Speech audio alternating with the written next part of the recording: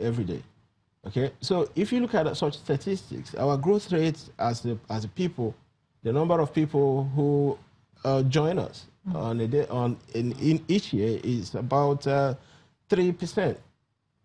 above 3% actually. So we are growing less than the 2%. population growth rate. So why wouldn't you be having poverty? In fact, it's going to actually worsen over the years. I think there was this other report the other day that said that Nigeria is going to be the poorest country in the world, even poorer than India.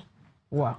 So the situation is that stark, is so bad, and unfortunately, it's supposed to induce a sense of urgency, you know, for our politicians and policymakers, but that doesn't seem to be the case. Now, sorry, just before you take it, just in parentheses, you just spoke about population. Is it time for us to begin to pay attention to our population as well? I think it's high time we pay attention to our population growth rates. This is very important because everybody knows that population is deleterious to growth. Okay, yes, there will be some religious antagonists against this, but that is a simple fact. Some people will tell you China's got a huge population, again, but yes, they China make good got use a good of it. population, but do you understand that China controlled the population? It was a one-child policy in China for many decades until they changed it now because they've grown. Because if China had allowed their population to grow, you know, about 2 billion people growing at say 2%, China can never rein that in. So they have to put a law and then, you know, enforce it. If you're in China, you are entitled to only 1 kid. And that happened for many generations until conditions, standard of living improved. Now they are changing it to about 2. Okay, so you could see that. So when we borrow from China, fertility rate in Nigeria is very high. And a woman is not even that. Of course, this is a very young population. More than 5 children. This is a very young population. So when we look at the demographics, the average age in Nigeria today, they say, is 15 years. So 15 years, the average person in Nigeria is 15 years old. So the productive life fertility rate now is, you have to add about 25 to that. So in the next 25 years, we're actually going to see a population that is increasing at an increasing rate. Okay, so this is the reality. It is not something to laugh about. But unfortunately, whenever we bandy these statistics, and that is all it is, nobody takes it to heart, and nobody takes it seriously. Okay, looking at the economic recovery and growth plan, I can see here that the government has had projections, macroeconomic projections between 2016 and 2020. We're looking at, you said we are operating at less than 2% growth rates, even though we have 4.8% as the projection. How do we, yes, the plan is good. It's about 140 pages. How do we translate this into real recovery and development of the economy? I think for a moment, it is important for us to step away from pure economic theorizing to look at our empirical reality.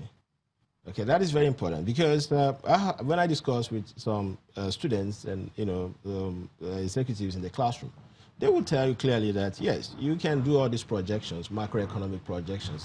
They sound very nice. Okay, but can you translate them to reality? Can you make them work? That's the challenge.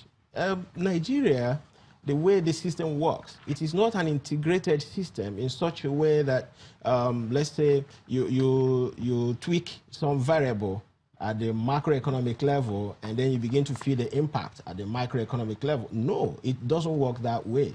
So we have a disarticulated economic system. Now, this is what the federal government has promulgated. Now, go to the states. What is happening at the states? Okay? Because it's interesting when economists in Lagos and Abuja speak.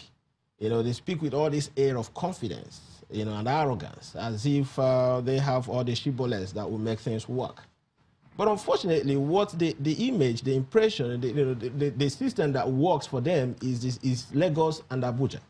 But Nigeria is not Lagos. Nigeria is not Abuja. Nigeria is Obomosho. Nigeria is Mubi. Nigeria is Mbise. So when you go to all these places, is that the same reality that you feel? No.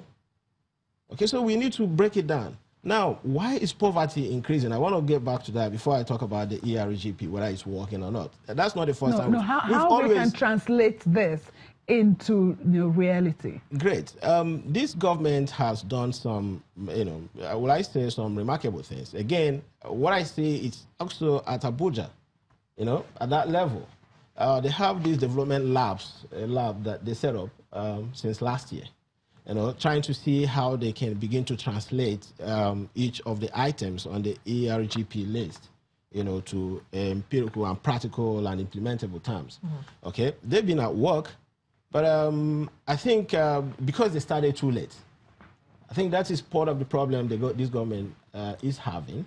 So they actually coming late at everything because it's obvious that they took over power in 2015 without any preparation. It took them several months before the core cabinets, the functionaries were constituted. And after that constitution, each year we've never had a budget passed in January.